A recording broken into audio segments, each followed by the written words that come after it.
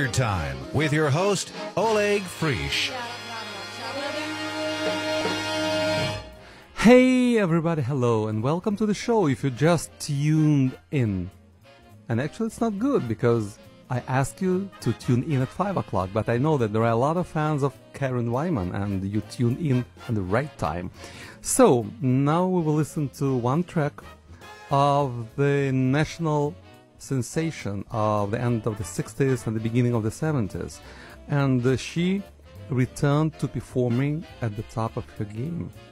And she still possesses of a rocket-filled voice. And you can listen to her at the Metropolitan Room. She'll be there the whole March. And here is one track, The Cole Porter's Night and Day. And then we will talk to KWyman. And guys, trust me, you will enjoy.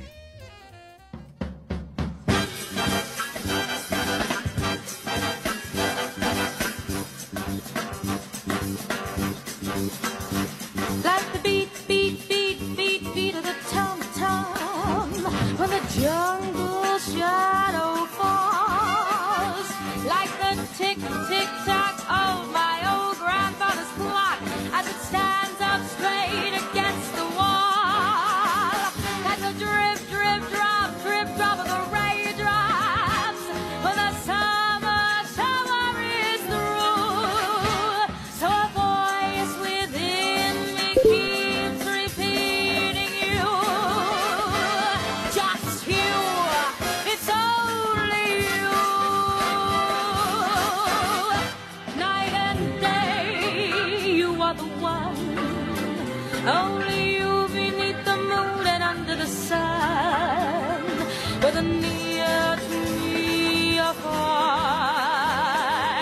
it's no matter where you are, I think of you night and day,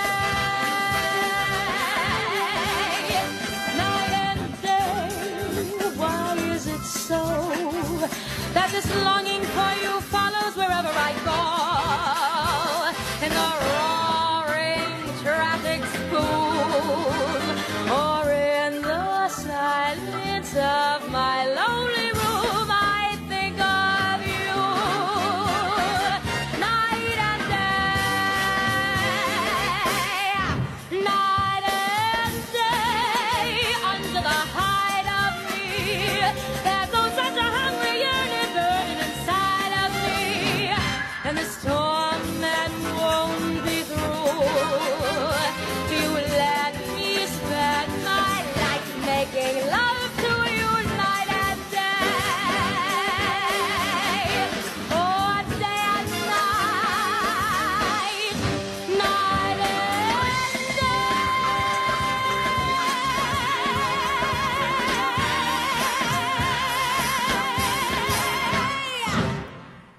day. Guys, she's a tremendous singer.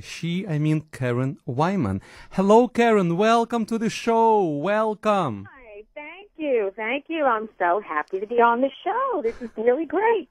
Karen, you know, everyone on the station is right around me, and everyone says, wow, we remember Karen, we remember her voice. Can you imagine? Because a lot of people who surround me, they remember the Ed Sullivan Show, the Dean Martin Show, they remember all the shows you participated in. How were you discovered? Oh, well, that's really, that was something like a Cinderella story. That's what they called it, because I was taking vocal lessons, naturally, and somehow my vocal coach knew someone that worked at NBC. I had made a demo. They called it a demonstration record with a few songs on it. And they said, you should listen to this young girl, because I had a very mature voice. I sounded like, they expected a woman like 5'10" and a blonde to walk in, not this little petite girl, who was 16 years old. And when they heard it at NBC, the big shots there, and I don't really remember their names, they said, oh, my God, if she can sing as good in person as she does on this record, we're going to put her on one of the shows that were on NBC. So I flew out with my father, and it was a choice actually between Jerry Lewis and Dean Martin. Did you believe that? Between Jerry Lewis and Dean Martin, because they both had shows. And we went with Dean Martin. And did my first performance, professional, anything, on the Dean Martin show. And that's how I was discovered, Dean Martin. Just like that. But do you remember the song? What did you sing on the show? Sure. I sang from On a Clear Day. The song was called Hurry, It's Lovely Up Here. It was very age appropriate because it was about, flowers, blooming and, and flowers, rising from the ground and all of that. It was a, nice song that a young girl could sing, but from that moment on, it was just crazy pandemonium. Everybody was watching, and I had managers calling me up, and that was the beginning of a fantastic career.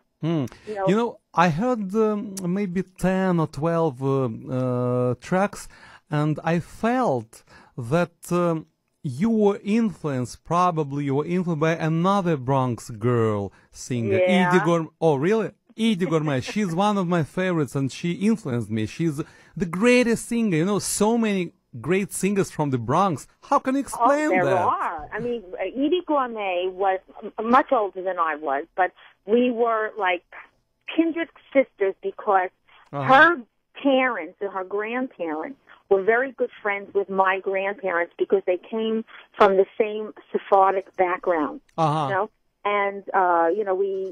we had a lot in common. We went to the same high school. Everything was even though we were 25 years apart. So she was like an idol of mine. And coincidentally, my voice was very similar to hers. Just very, I don't know if it's a Sephardic thing or not, but I do a tribute in my show when she passed away. Yeah, I mean, I met her and she was wonderful. My goodness, I have to come and to listen to her show because I love Edie Gourmet and I love KWyman.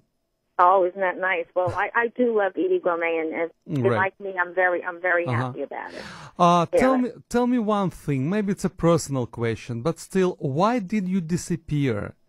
People say that this will be your first major engagement at the Metropolitan Room in March within 25 years. Where have you been? Where have you been the quarter of the century? I've been raising 2 children. That's what I've been doing. I got, the music business started to change. I mean, when I was singing, I did every major TV show. In those days, you didn't have American Idol. I did Carol Burnett, Jim Neighbors, every major television show, and nightclubs, the Copa, Persian Room, Waldorf, Vegas, everything. Then I did theater. People didn't know that I went on to do musical theater. But then the music business, I saw it was changing. It was the time that everybody was listening to they weren't listening to the American songbook. They weren't listening. My age group was listening to, the different tunes, different rock groups, Three Dog Night and, and all that. And, I just said, you know what, I'm having a hard time here. And, I didn't want to be a has-been. I don't know if you want to think about that, but I didn't want to be one of these people. I thought about it that just hung in there and they tried and they tried and they tried. It has nothing to do with your talent. And I got married. I became a professional marrier. Does your children support you in your comeback? Oh yeah, my children are grown already. I mean, they're adults. I'm one of a young adult, so they're very. I mean, here I am at this age, showing everybody who are baby boomers, which I think 3/4 of this country is baby boomers. That's showing you that you want to do something, you can do it. If you want to put your mind to it, it's never too late. So yes, they do. They support you. Wow, what a family! Oh yeah, they're very supportive, very proud of me. Even though like my genre is different than theirs, I find that when the kids, the young people, they like listening to. Well, look at Michael Bublé. I mean, they get it. Of course. He's the pal from their generation. I'd like to listen to one more tune, and then we have to go to the next commercial break. But before, I want to announce and to invite our huge audience. Guys, the Metropolitan Room, the place where I perform, where some other people perform, the great place, very romantic and wonderful cabaret and jazz venue. March 5th, March 12th, the 19th, and the 26th, all at 7 p.m. KWyman, metropolitanroom.com, 7 o'clock. Don't come at 7:05 because you will miss the Edie Gourmet medley. Exciting, yeah. Karen, thank you so much. And do you have a website? Where can people just read about you? On Google? Oh, Google. They can hear me singing all over Google. My famous song, Why Can't I Walk Away, my whole album that you like. And then, like I said, a very exciting time for me to be at the Metropolitan Room. It's great. It's great. Very exciting. Exciting. Yes, but as soon as our program is called The Standard Time, I would love to listen to one more standard written by Vincent Youmans, and this is one of the eternal favorites. It's called T for Two, and this is one of my favorite tracks. We're at KWyman. Karen, good luck, and I'll do my best to come and to listen to you on March 5th. Thank you so much, and good luck. Thank you. I hope to see you there and everybody else. Thank you. You're welcome, Karen. T for Two, KWyman.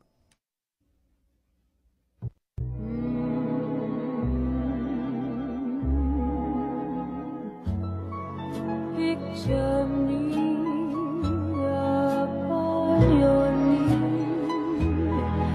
T for two and 214. Me for you, and you for me alone.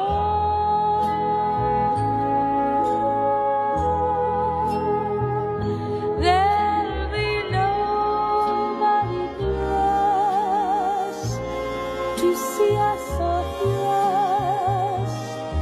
No friends or relations on weekend vacations. Won't have it known that we have our own telephone.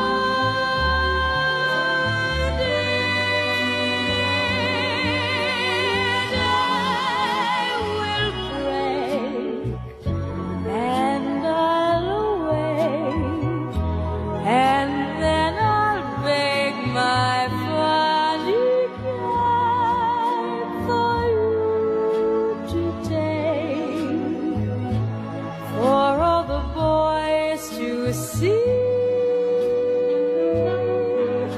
I know the water tried it.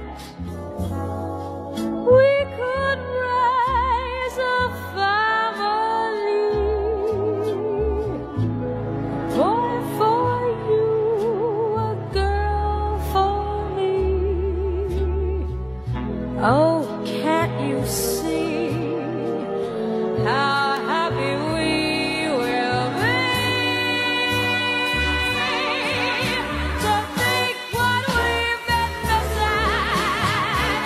We will raise a family. A boy or two for you, a girl or two for me. Oh, I can see how happy we will be.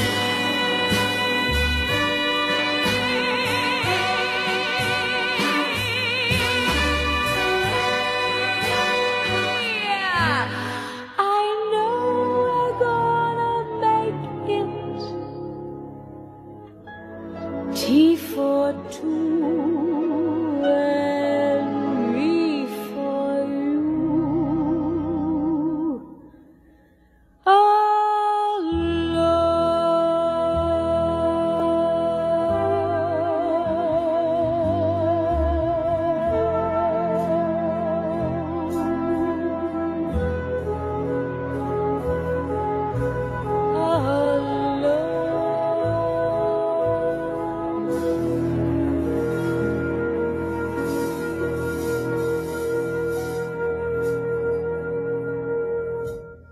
Do not miss her. Do not miss KWyman at the Metropolitan Room. Guys, thanks a lot again to Dr. Leonard Blake, who supports our program. Please call him. I strongly recommend, if you have any problems with your